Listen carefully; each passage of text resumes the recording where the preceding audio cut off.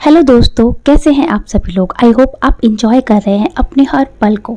और मैं हेमा सिंह फिर से एक दिल को छू लेने वाली स्टोरी के साथ। घर की नई नवेली इकलौती बहू एक प्राइवेट बैंक में बड़े ओहदे पर थी। उसकी सास तकरीबन 1 साल पहले ही गुजर चुकी थी। घर में बुजुर्ग ससुर और उसके पति के अलावा कोई ना था। पति का अपना कारोबार था। पिछले कुछ दिनों से बहू के साथ एक विचित्र बात हो रही थी। वो जब भी जल्दी जल्दी घर का काम निपटाकर ऑफिस के लिए निकलती, ठीक उसी वक्त ससुर उसे आवाज़ देते और कहते, बहू मेरा चश्मा साफ करके मुझे देती जा। लगातार ऑफिस के लिए निकलते समय बहू के साथ यही होता। काम के दबाव और देर होने के कारण कभी कभी बहू मन ही मन झल्ला जाती थी, लेकिन फिर भी अपने ससुर को कुछ नहीं बोल पाती। जब बहू अपने ससुर की इस आदत से पूरी तरह ऊब गई तो उसने पूरे माजरे को अपने पति को बताया।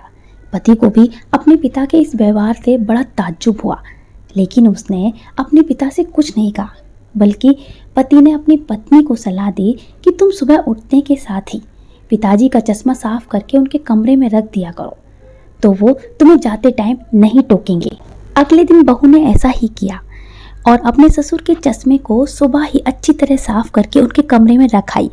लेकिन फिर भी उस दिन वही घटना पुनः हुई और ऑफिस के लिए निकलने से ठीक पहले ससुर ने अपनी बहू को बुलाकर उसे चश्मा साफ करने के लिए कहा। वो गुस्से में लाल हो गई, लेकिन उसके पास कोई चारा नहीं था।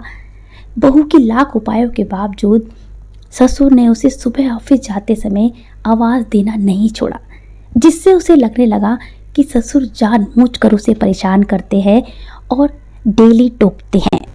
धीरे धीरे समय बीतता गया और ऐसे ही कुछ वर्ष निकल गए।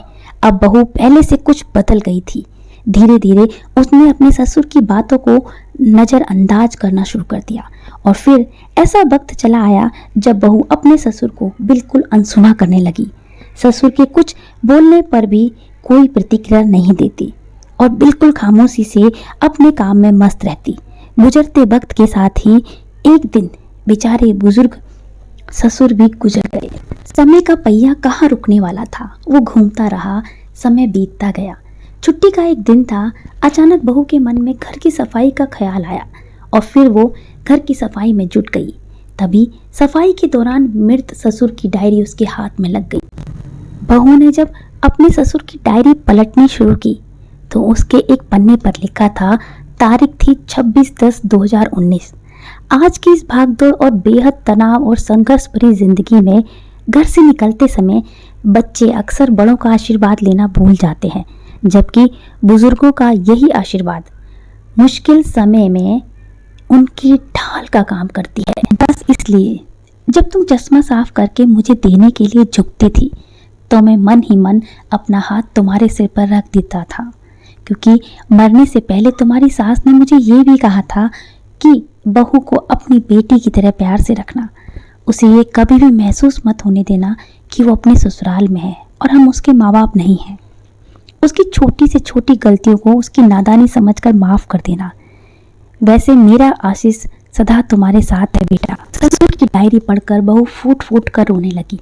आज उसके ससुर को गुजरे 2 साल से भी ज़्यादा समय बीत चुका है, लेकिन फिर भी वो रोज़ घर से निकलते समय अपने ससुर का चश्मा साफ करके उनकी टेबल पर रख दिया करती है।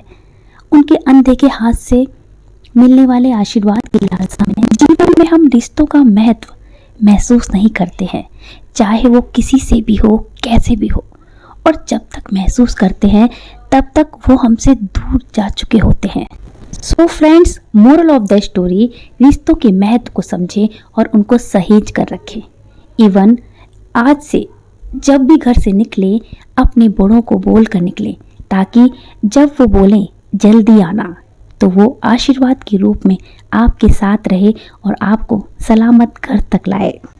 और हाँ, अगर आप मेरे चैनल पे नए हैं तो लाइक, शेयर, सब्सक्राइब करें। साथ ही साथ बेल आइकन को प्रेस करके ऑल पर क्लिक करना ना भूलें, ताकि कोई भी नोटिफिकेशन आपसे ना छूटे। और मैं मिलती हूँ आपसे अपने नेक्स्ट वीडियो में। Till then, bye and take care.